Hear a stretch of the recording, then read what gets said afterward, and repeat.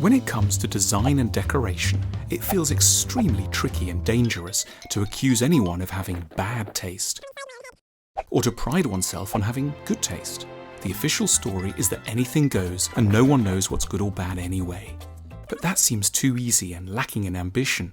Progress can in fact be made on this important issue if we try to understand what psychological mechanisms govern the business of taste in the first place. Why do we have the taste we have? Why are we attracted or repelled by certain sorts of styles? The best way to interpret this is via a theory of compensation. We're all a bit unbalanced inside and get attracted to styles in the world that promise to compensate us for the things that we're lacking within.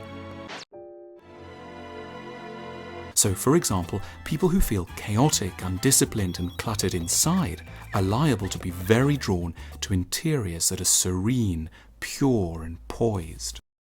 Equally, people who are very exposed to and oppressed by the brutal tempo of modern life, with its excessive brutality, precision and technological awe, are likely to be drawn to styles that speak of the rustic, the natural and the cosily shabby.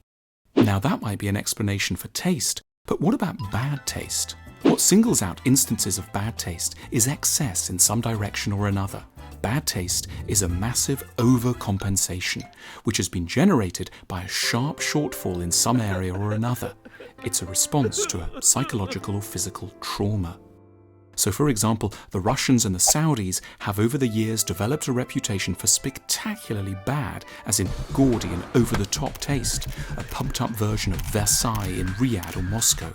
This isn't in a sense surprising. A century of extreme deprivation under communism and an eternity of eking out a living in the barren deserts of Saudi Arabia have created understandably desperate desires for compensation, which have evidently rather overshot their mark.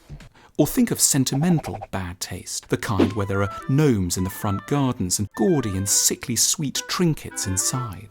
This is a style frequently favoured by the less well-off in society, people whose working lives are humiliating, backbreaking, and the very opposite of welcoming or tender.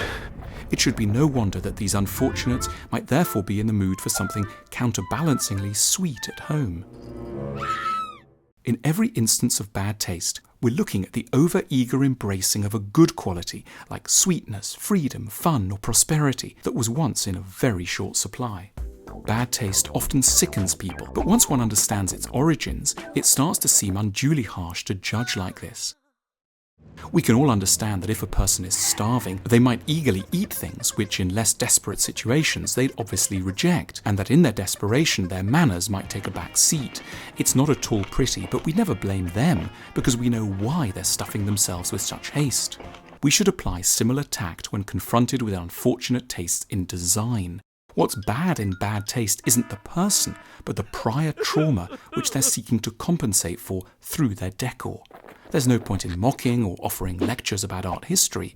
The problem isn't a lack of information, it's a trauma created by a badly broken and unbalanced world. The solution to bad taste is therefore political.